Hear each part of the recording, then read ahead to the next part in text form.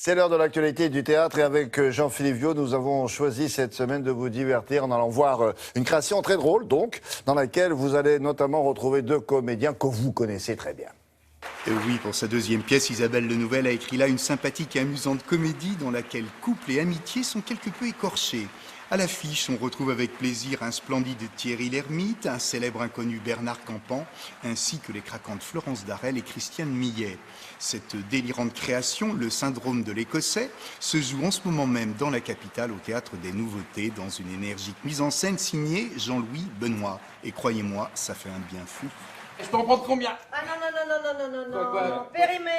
Non, surtout, s'en fout. De combien? 12 ans. Ah, oui.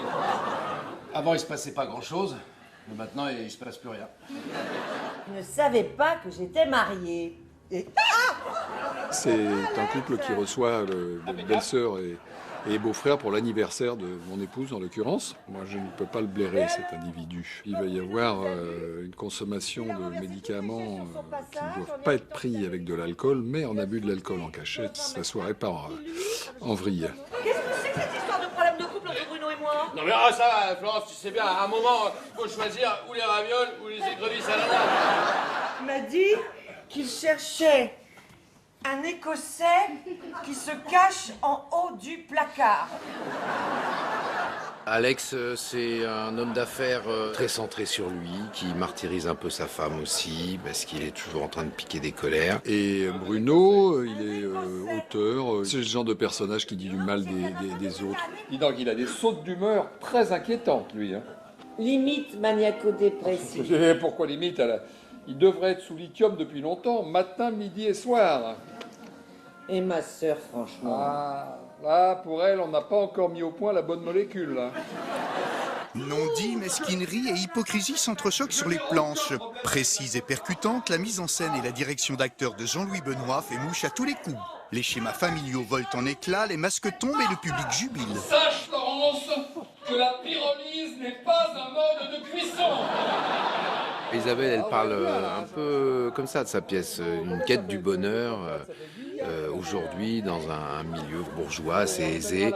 Un peu des pantins qui se débattent dans leur recherche du bonheur. Et les enfants? Ils viennent quand ils veulent. Oui. Simplement, ils participent pas aux activités. Non, pas celle de l'après-midi. Moi j'étouffe, hein, pas vous, non?